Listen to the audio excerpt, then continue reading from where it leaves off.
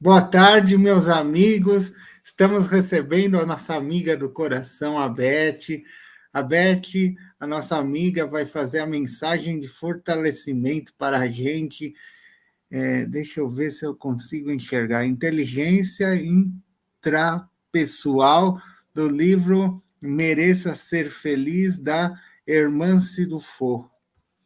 Ô, querida amiga, seja bem-vinda. Que honra, que alegria em receber a nossa amiga Beth aqui na Casa Espírita de Amor e Caridade, ajudando a caminhada, a nossa casa virtual, né? Estamos lutando para a casa física. Então, amiga Beth, você pode iniciar com uma prece, depois você pode encerrar com a prece. Gratidão a Deus por você estar aqui conosco. É uma alegria imensa. Obrigada, querida. Volte muitas mais vezes. Adoramos. Obrigada, obrigada, obrigada. A alegria é toda minha, eu que fico muito agradecida. Então, eu peço a Deus, a Jesus, ao Antônio, mentor do SEAC, aos nossos mentores em particular, que nos inspirem, nos ajudem nesses próximos instantes para compreender bem os ensinamentos de Jesus e da doutrina espírita. Bom, então, inteligência intrapessoal. Há um psicólogo americano chamado Howard Gardner, muito famoso, e ele trouxe estudos que mostraram que há vários tipos de inteligência. E a inteligência visual espacial, físico-sinestésica, linguística, lógico-matemática, musical, intrapessoal, interpessoal, naturalista e existencial. Então, essas são as inteligências que o Gardner é, identificou. Então, hoje nós vamos falar de inteligência intrapessoal. É a capacidade que temos de conhecermos num grau mais profundo, conhecermos a nós mesmos e sabermos exatamente o que desejamos, o porquê dos nossos gostos, das nossas motivações. E nós vamos falar um pouquinho também de inteligência interpessoal, que é a capacidade de nos relacionarmos bem com o próximo. Então, assim nós conseguiremos entender ou interpretar os gostos, os desejos, as intenções das outras pessoas. E com isso, a interação, a nossa convivência fica mais fácil. E conviver bem conosco, que é uma inteligência intrapessoal, nos leva a conviver bem com o outro, que é a inteligência interpessoal. Porque conviver bem consigo mesmo nos leva a um autoconhecimento maior, a desenvolver o auto-amor. E o contato interpessoal, quando eu encontro as pessoas, converso com elas, tudo isso são estímulos para o nosso mundo íntimo. E nós damos respostas emocionais, nós reagimos ao que as pessoas nos dizem ou nos fazem. E essa convivência, essa resposta emocional é decorrente da convivência com os outros. Então, aí está a grande oportunidade de autoconhecer-nos, analisando as nossas respostas emocionais, as nossas reações diante dos outros. E a irmã Cidufo, como bem falou o Rodrigo, no livro Mereça Ser Feliz, psicografado pelo Vanderlei Soares de Oliveira, nos diz, escreve o seguinte: renova-se a criatura a cada novo contato. Cada episódio da interação humana é um convite ao crescimento, ao estabelecimento de novos valores na intimidade. Mesmo os desacordos e desencontros constituem escolas oportunas de reflexão e reavaliação da vida pessoal. E a irmã Cidufo fala em vivência mental das relações. Então, por exemplo, vamos imaginar que alguém nos contraria, nos ofende. Aí nós passamos a remoer mentalmente aquela situação. Isso é uma briga mental. E a nossa psicosfera, que é a somatória dos nossos pensamentos, sentimentos, fica contaminada pelos nossos próprios pensamentos, sentimentos, e com isso nós atraímos espíritos afins, porque é tudo uma questão de sintonia, os semelhantes se atraem. E a irmã também nos alerta que há adversários espirituais muito astutos que vêm para piorar ainda mais essa situação. Então, isso se torna um ciclo vicioso. Nós focamos na imperfeição do outro, e aí nós atraímos espíritos inferiores, e eles alimentam os nossos pensamentos, os nossos sentimentos com intriga, inveja, vingança. Então, é um ciclo, né? Um ciclo que se repete. Então, a gente vê que o mal começa em nós mesmos, porque quando nós focamos na imperfeição do outro, é que nem a história do macaco, provavelmente aqui muitos já ouviram falar. Tem gente que acha que é a história do martelo também, mas tem essas duas versões, em que o homem estava viajando numa estrada deserta, era noite, e o pneu do carro furou, e ele viu que ele estava sem macaco para trocar o pneu.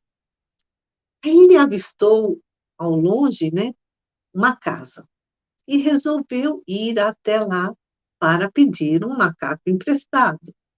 E enquanto ele caminhava, ele ia pensando: ah, mas e se o dono não me atender? Já é tão tarde. Ele pode não querer abrir a porta. Ele pode achar que eu sou um bandido. Ah, mas logo eu, que sou honesto e trabalhador, só estou precisando de um macaco. Claro que ele vai me emprestar. E ele continuou caminhando e pensando: bom, mas e se ele abrir a porta e não emprestar o macaco? Afinal, eu sou um desconhecido, ele pode pensar que eu não vou devolver.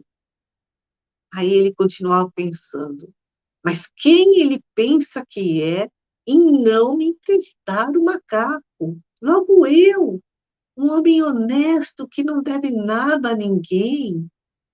E pensamentos negativos continuavam a tomar conta dele. Quando finalmente ele chegou na casa, bateu na porta, tocou a campainha, o dono da casa abriu, pois não. E ele, assim, furioso por conta dessa briga mental, porque ele julgou apressadamente, né, o dono da casa, ele alimentou expectativas, antecipou em sua mente qual seria o comportamento dele, alimentando pensamentos negativos, e aí ele julgou erradamente que ele não emprestaria o macaco. Qual foi a reação dele? O homem abre a porta, pois não? E ele responde: pode ficar com o seu macaco. Então, isso né, estava tudo na mente do viajante. Ou seja, o mal começa em nossa mente. E a irmã se fala que é muito comum essa situação hoje em dia. As pessoas não podem ou não querem dizer o que pensam ou o que sentem, às vezes até de uma forma educada, mas elas mascaram com isso o seu mundo íntimo, se tornam hipócritas, fingidas. Então, elas mostram que são amigas, mas estão odiando, né, o próximo. E isso acontece com muita frequência, diz a irmã Dufour. E ela diz: o problema não é como convivemos com o outro, mas sim como convivemos com o que sentimos e pensamos em relação ao outro. Então, como convivemos conosco vai determinar a forma como convivemos socialmente, com todas as pessoas. E a forma como convivemos conosco depende das nossas virtudes, das nossas imperfeições morais, dos nossos bons pensamentos, dos nossos maus pensamentos. Por exemplo, digamos, eu sou orgulhosa. Aí eu acho que eu mereço toda a atenção do mundo, mereço deferência, né? Os outros têm que se curvar às minhas vontades. Eu acho que mereço tratamento especial, mas o outro não dá tudo isso que eu quero. Aí eu fico ofendida, melindrada, magoada, e eu fico naquela briga mental, né? E parto para lamentação, às vezes até para agressão, para as calúnias. Então, eu estou convivendo mal comigo mesma, porque esse meu orgulho me deixa fora da realidade. E, no entanto, a boa convivência consigo mesmo traz um equilíbrio interior e que gera interações saudáveis com o próximo. Diz a irmã, tal princípio consagra a necessidade de revermos os males da convivência, prioritariamente em nós mesmos, antes de quaisquer cobranças ou transferência de responsabilidade. Então, os males da convivência. Primeiro precisamos analisar nós mesmos, né? Como é que estamos sentindo e pensando? Antes de responsabilizar o outro, de culpá-lo, precisamos fazer esse autoexame, esse balanço. Então, quais são os meus sentimentos em relação àquela pessoa? Qual é a minha percepção? Qual a percepção que eu tenho dela? Eu acho que ela é uma pessoa má, eu acho que ela é uma pessoa boa, acho que ela é inteligente, ou ela é ignorante, que ela é educada ou grosseira. Então, perguntemo-nos o que nós pensamos do outro. E mesmo se o outro agir de uma forma deliberadamente má, né? Primeiro, diz a irmã, se precisamos sondar as nossas disposições íntimas em relação a ele ou a ela. Isso nos tornará conscientemente ajustados, ou seja, lúcidos, imparciais, entre aspas, né? Porque é muito difícil ser totalmente imparcial, mas o máximo que nós pudermos. Isso nos enseja o autocontrole, nos traz uma autoridade moral. E aí a irmã se fala, tendo autoridade moral, a gente pode alertar o outro que ele está, né, fazendo alguma coisa errada, talvez até conosco, podemos educá-lo ou até corrigi-lo, mas primeiro precisamos conquistar essa autoridade moral e sermos imparciais. Então, observando como reagimos ao comportamento do outro, poderemos fazer esse autoexame que nos mostrará o que precisamos mudar em nós mesmos. Diz a irmã, se essa postura é a bússola das relações, indicando-nos a hora de calar, o momento de agir, o instante de corrigir, a ocasião de discordar e o ensejo de tolerar, leis que conduzem ao patamar da caridade. Então, em vez de sermos assim impulsivos, né, descontrolados, façamos primeiro entremos nessa lucidez, essa serenidade interior, para depois agir. Então, sabendo a hora certa de falar, como diz na irmã, o momento certo de agir, de corrigir, de discordar, porque senão não vai adiantar nada, né?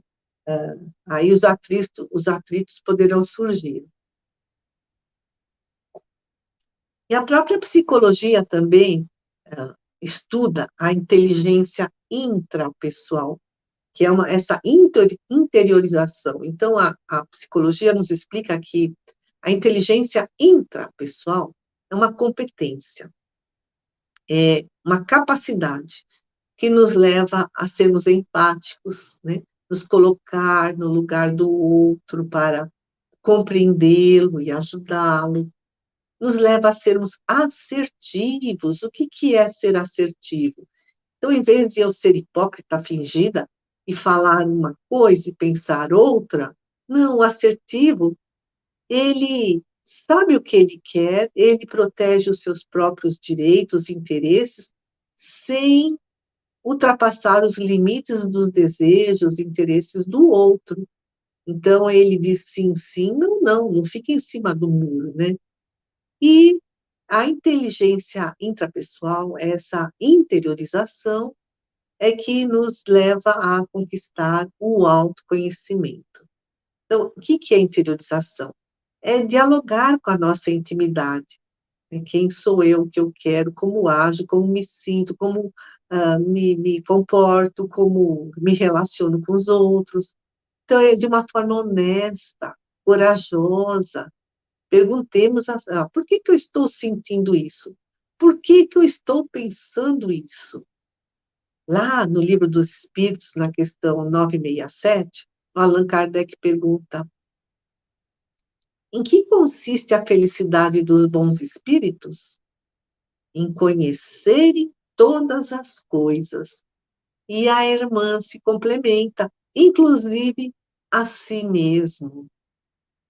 Porque conhecer-se a si mesmo é retirar as máscaras. Eu não preciso mostrar ao outro alguém que eu, no fundo, não sou, sabe? Tipo aparência, né? Superficialidade.